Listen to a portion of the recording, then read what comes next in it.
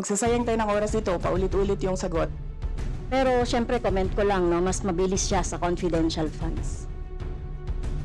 Bakit a person convicted of child abuse is still sitting in a seat?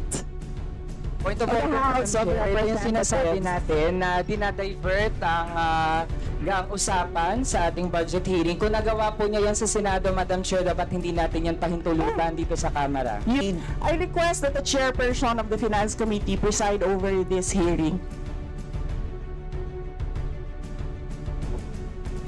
Madam Vice President, with due respect, you are not allowed to do that, Madam Vice President. Yes, Madam Vice Yes. President. I would like to forgo the opportunity to defend the budget in a question and answer format. I will leave it up to the House to decide on the budget submitted. Madam Vice President, we have 17 members listed for interpellation. And as you know, you've been here many times for our budget briefing, that this is an important part of the budget briefing. The GAA, the General Appropriations Act, is arguably the most important piece of legislation every year. At kasama po ito, ang pagtatanong at pakikinig po sa sagot po ninyo ay napaka-importante pong input sa aming pong trabaho. So, yun po, kami po ay, we will proceed to ask questions. Madam Chair, my answer for every question will be, I will forgo the opportunity to defend the budget of the Office of the Vice President through a question and answer. And I will leave it to the House to decide on the budget submitted. So, magsasayang tayo ng oras dito, paulit-ulit yung sagot. That is acceptable to us. Unless I hear any objection, that is acceptable to us. Okay. Because it is, I believe, karapatan din po ng bawat Pilipino na So, Madam Chair, siguro first observation, no, yung on the budget for the 2024, yung Vice President na nagsabi, Madam Chair, na slow and low utilization. So, nakita naman natin doon sa presentation. So, yung utilization ay napakababa. Pero, syempre, comment ko lang, no, mas mabilis siya sa confidential funds. 100% in 11 days. Madam Chair, So, Madam Chair, so according to the utilization of the confidential and intelligence funds submitted by the COA to us, no, so we have here surveillance and monitoring. Sabihin ko lang, Madam Chair, no, yung purchase of information out of 125 million confidential funds in 2022, purchase of information 14 million, payment of reward 10 million, rental and other incidental expenses relative to the maintenance of safe houses 16 million, purchase of supplies 35 million, provision of medical and food aid 40 million, payment of incentives or traveling relative to confidential operations is 10 million. So a total of 125 million conducted surveillance in 132 areas in 11 days. So 100% utilization. Madam Chair, I have also here a report about the notice of disallowance. According to the notice of disallowance, the COA disallowed 73,287,000 out of 125 million confidential funds used by the OVP in 2022. So this is 58.63% of the 125 million. So can you confirm, the Vice President? Madam Vice President. Madam Chair, since you allowed her a snide comment, you will allow me a snide comment as well. So my question Diba? is, Madam, can you yes. confirm? Yes. Yeah, okay. Diba? Okay. Yes, Madam Chair. So, May I, before you proceed, may I remind both our guests and our resource You should have reminded persons her when she said the refrain line, diba? I called your attention, Madam Chair. You did not recognize me. So, ngayon, sasabihin ko na, if you allowed her that, you allowed me a snide comment as well. I don't recall hearing a snide comment, Madam Vice President. Ang snide comment, that's a matter of judgment. So please proceed with Secretariat, Please Madam proceed, Chair, I ma'am, would like the with your- Secretariat to repeat the first 3 lines of the well, comments. point of order, Madam Chair. Point of order, Madam Chair, kasi parang, So let's please proceed with the answer. point of order, Madam Madam Chair, kasi parang siya yung nagpe-preside eh. Yes, that's why Kasi inutusan Madam mo Vice yung President. secretariat natin sa Committee on Appropriation. Yes. Alam mo, Some ano, order, diba? So, please. Yes. okay, thank you, Madam Madam Vice Chair. President, please proceed with the response. There's a question. Please proceed with the response. Madam Chair, I do not understand. Bakit a person convicted of child abuse is still sitting in a seat? Point of Of the order, House Madam of Chair. Ito yung sinasabi Representatives. natin na dinadivert ang usapan sa ating budget hearing. Kung nagawa po niya yan sa Senado, Madam Chair, dapat hindi natin yan pahintulutan dito sa Kamara. You allowed her a snide comment and then you will not allow Please, me please wait a to be snide recognized. comment? Excuse me, our members and our guests. I warn please, you. Please wait Don't to go be into this rabbit hole. Please wait to be acknowledged before you speak. Okay, so at this point, Honorable Manuel. Yes, Madam Chair, again, it's another point of order kasi kapag may mga deliberation tayo, we should stick to the topic. Hindi pwede, Madam Chair, na dinadivert natin yung usapan para hindi natin sagutin yung tanong ng mga mambabatas natin. This is actually the best opportunity, formal proceedings, nakikita po ng publiko para malaman anong sagot ng Vice Presidente. So hindi po natin napapayagan ang ganong mga argumento na hindi naman tumutumbok dun sa topic natin. So, Okay, Madam Madam Vice Chair, President, there's I will a make this question. easy So for please, you. Please make Sige, ma'am. your responses direct to the point. Sige, ma'am. I will make this easy for you. What rules are we using for this budget hearing? We have our rules Yes, ma'am. adopted by the Committee on Appropriations. Right, okay. We searched for that rule. So we only found the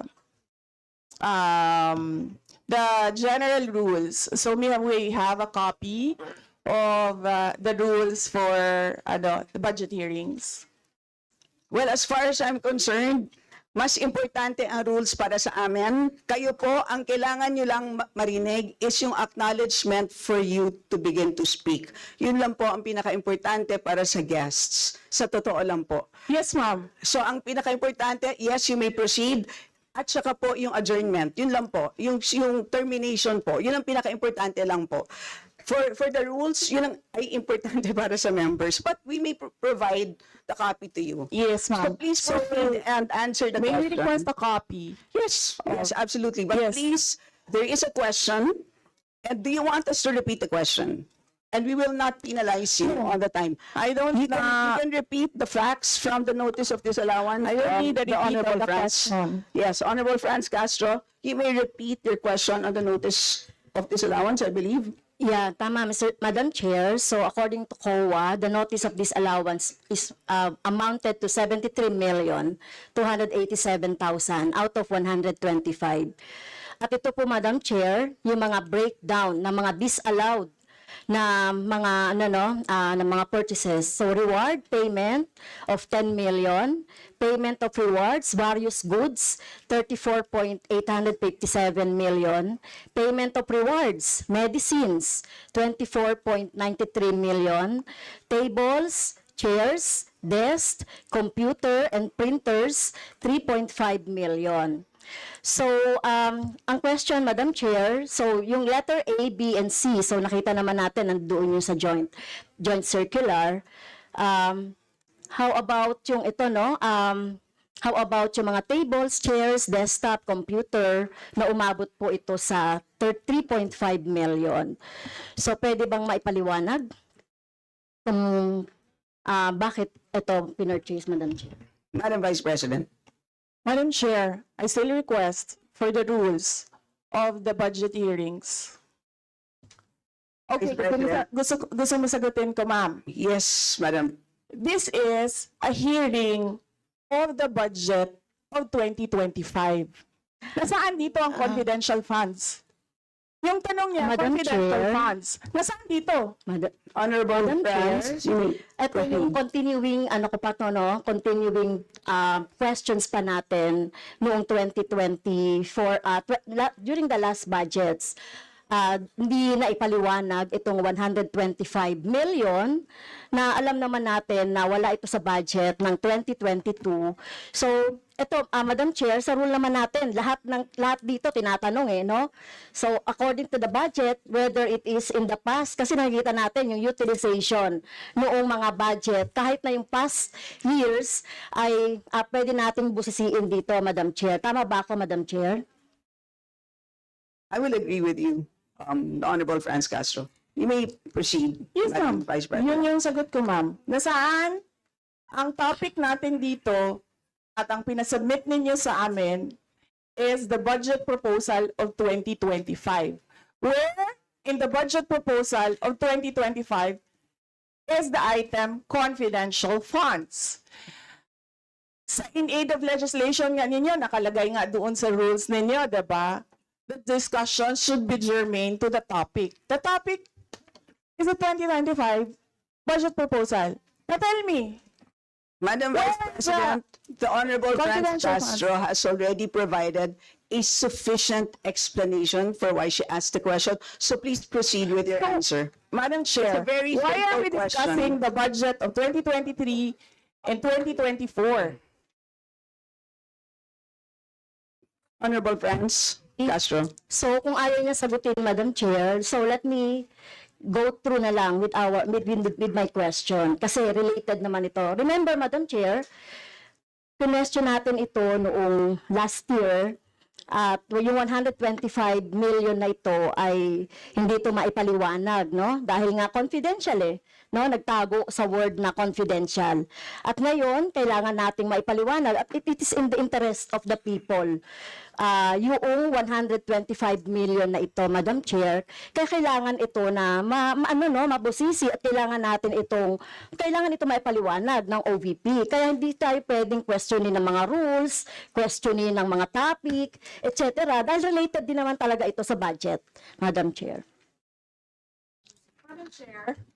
Madam Chair, Yes, you may proceed. I request that the chairperson of the Finance Committee preside over this hearing. Madam Vice President, with due respect, you are not allowed to do that, Madam Vice President. You are not allowed to introduce any motion.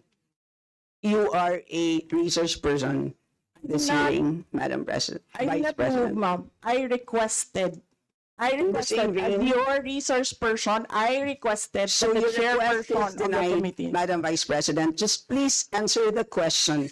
The issue on confidential funds falls squarely within our discussion of your 2025 budget. Narinig mo yung sinabi niya, ma'am? Narinig So mo yung please proceed. nakikinig ka sa kanya kanina? Absolutely. Walang rules dito. Please proceed and answer the question. It's a very simple question. Di ba?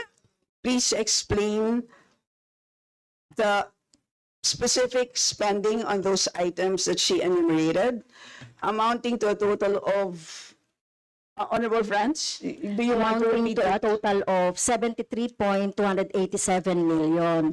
So, dahil may notice of disallowance, so ibig sabihin, Madam Chair, illegal ito at not in accordance with the joint circular by the COA, DBM, and other related agencies. So kung ito ay dinisallow, so ibig sabihin illegal yung paggamit nito. Madam Chair, nitong mga items na binanggit ko po, Madam Madam Chair. Chair, Madam Vice President. you cannot allow a member of the House to just claim that it is illegal. That is a Madam notice Chair. of disallowance. That is a procedure inside the Commission on Audit. Hindi sa upuan niya. Honorable friends, Okay, thank you, Madam Chair. So, thank you for the explanation, Vice President. Okay, next. According to accomplishment report of OVP, it spent 10 million for payment of reward. So, Madam Chair, in 11 days, ilang tao kaya at magkano kada tao ang reward? In fact, COA disallowed the whole amount spent by OVP for payment of reward. Hindi ba, Madam Chair, questionable ito? Madam Chair, the invitation letter that we received from the House of Representatives. Dear Vice President Duterte, the House Committee on Appropriations will hold briefings, hearings on the budget proposals of various departments, agencies, and corporations relative to the fiscal year 2025 National Expenditure Program as the basis of the fiscal year 2025 General Appropriations Bill. Nasaan? Sa presentation ko kanina, ang haba. Ang confidential funds. Honorable friends, Castro. Madam Chair, point of order lang ulit, Madam Chair. Kasi kailangan lang nating ma-establish. I would assume hindi naman po pinanganak kahapon ng ating resource person. Practice po natin sa Madam House Chair, that is a bago kind po- remark. na para po tayo ay makapagtalakay ng budget na pinopropose para sa susunod na fiscal year, chine-check natin paano din gumagastos yung mga ahensya even in the current year and in the past year. Also, Madam Chair, Section 162, Rulings as Precedents, rulings on questions raised by members shall form part of the parliamentary practice of the House. At practice po natin since time immemorial na hindi lang po ang proposed budget yung tinatalakay. Kasi yung performance ay dapat bahagi din ng discussion. Yun lang, Madam Chair. Noted. Honorable friends, could you kindly check if your mic works? Okay, thank you, Madam Chair. So, so yun po, no, yung sinasabi natin kanina, yung payment ng reward, the resource person can answer this. Questionable, tingin ko ay questionable ito. Okay? So, next, according to the accomplishment report, isa sa pinaggamitan ng OVP ng confidential funds ay yung provision of medical and food aid. This is not allowed under the Joint Circular number 2015-01 dahil kailan pa naging confidential fund ang pagbibigay ng ayuda. Or kung ito naman ay ginamit sa mga ginamit na tao o informant in 11 days. So paano kaya ginamit itong 14 million na ito, no, para sa medical and food aid in 11 days, Madam Chair? So yun yung tanong ko. Kung hindi ito ginamit doon sa mga aids, medical aid or food aid, pero paano kaya, Madam Chair, ginamit itong 14 million na ito as a medical and food aid ng ilang tao in 11 days? So, yun po yung tanong natin, Madam Chair. Madam Vice President. Madam Chair, the subject of this hearing is the OVP 2025 budget proposal. We do not have an item of confidential funds in the OVP budget proposal. Honorable friends. So, may I continue, Madam Chair? Isa sa bumubukol na confidential fund ng OVP noong 2022 ay nasabi ko na, Madam Chair, yung medical and food aid at saka yung mga purchase of supplies. According to the accomplishment report, the OVP spent 14 million now for medical and food aid in 11 days. So, ang ibig sabihin nito, Madam Chair, konting math, pumapatak na 3.64 million kada araw ang gastos, no, para sa food and medical aid. So hindi natin maintindihan, Madam Chair, paano ito ginastos in 11 days, no? 3.64 million kada araw dito sa item na ito. Madam Vice Do you want to President. comment? Madam Vice President.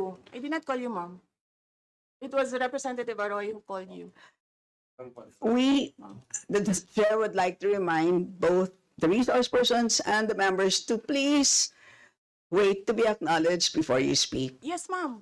So, Tinawag you mo mean, ako. yes, For what, ma'am? to respond. So any comment, Madam Chair, dun sa sinabi natin based dun sa accomplishment report? So kung gagamitan natin ng konting math, 3.64 million kada araw ang gastos para sa medical and food for 11 days. For how many people ba ito? Madam Chair, the topic and the invitation of the House of Representatives to the Office of the Vice President for this hearing is the 2025 budget proposal. There is no confidential funds in the 2025 budget proposal. For the information of the body, the letter that we sent, our Madam Vice President, reads as follows. In the second paragraph, we noted the following topics to be discussed. Item number 3 is comparative budget allocation and utilization rate from fiscal year 2019 to 2023. That's item number 3. So I can provide you copies of the letter. So clearly, confidential funds spent in 2022 falls squarely within that. So yes, Honorable Francie may proceed. Yes, Madam Chair. So, mukhang hindi na tayo sasagutin ng hindi na ako sasagutin ng ating Vice President. So, sa bawat sagot kasi na ganyan ng ating Vice President, for the record, since ayaw magpaliwanag ang VP, so ibig sabihin nito, yung paggastos ng 125 million ay na pera ng taong bayan ay hindi maipaliwanag. So, yun lang, Madam Chair. Kaya hinihiling natin sa Vice President o OVP na kailangan na maipaliwanag itong mga sinasabing item dito. Anyway, Madam Chair, sa kanila naman ang galing, no, yung utilization at confidential and intelligence fund. And of course, ito lang naman ang hawak ko din dito, yung notice of disallowance. Kaya gusto talaga nating maintindihan, Madam Chair, kung ang notice of disallowance ay, so syempre, papaliwanag pa nila yan, kung paano, di ba? So, kailangan malaman din ng taong bayan na sila yung nagbibigay ng pondo para sa operations ng OVP at lahat ng mga agency. At kailangan yung maipaliwanag. So, hindi pwede yung ganyan na yung tactics na ganyan na parang parang sorry for the pusit, na kapag nasusukol na ang pusit ay nagaano ng maitim na tinta. So ayaw natin ng ganun, Madam Chair, kasi yung atin namang pinag-uusapan dito ay budget. No? So wag naman mag-ugaling pusit ang Office of the Vice President. Madam Chair, may I point of information only, Madam Chair? May I? Madam Chair, No, sorry, wait, before you, I'd like to, before we proceed to the next person on the list, I believe that our former President, Gloria Macapagal-Arroyo, would like to interject. Observation made in relation to the point of order, because in the beginning, it was settled that the issue would be the 2025 budget. And in all our hearings, to what I recall, when we want to question something about performance, we question the 2024 budget. not the 2023 budget. What is being questioned now is the 2023 budget, which was discussed very extensively last year. And that is the reason why the House removed the confidential funds. So that issue has already been, to my mind, for purposes of the budget hearing, laid to rest. So that's my observation, Madam Chair. We note that, Madam former President, but of course we know that yung pong pondo ng 2023 ay of course pwede pa rin maging continuing appropriation hanggang 2024.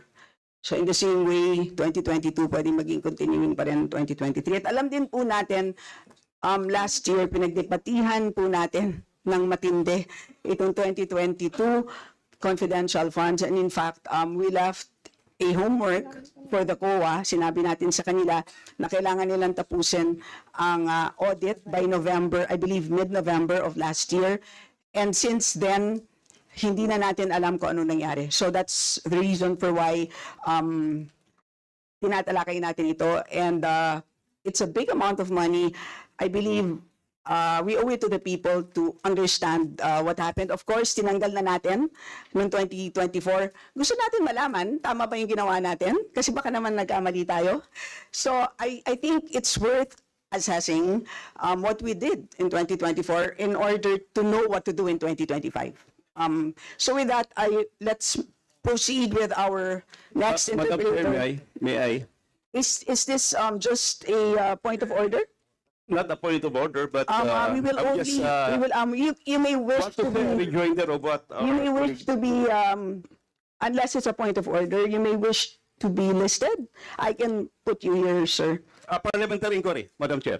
Yes, you may Parliamentary inquiry. proceed. May I ask if the resource person is required to answer a question that is related to a commission on audit notice of disallowance when she already said she's not going to answer.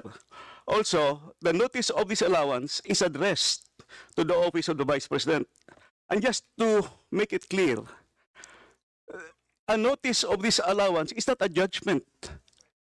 It is a request. It is an order from the Commission on Audit for the particular office to explain what are the particulars. At saka hindi na yan legislation side. That is already on the accountability side in the budget cycle. So, my parliamentary inquiry, Madam Chair, is that nagsabi na nga siya na hindi siya sasagot, and it is related to the COA notice of disallowance. And, just to add, sinabi na rin ni former President, it was thoroughly discussed in the previous year. In fact, tinanggal sa budget ng 2024 yung confidential fund. And we know that there's a pending case on that also. To discuss that further might somehow prejudice or be biased whatsoever. So, yun lang po, Madam Chair.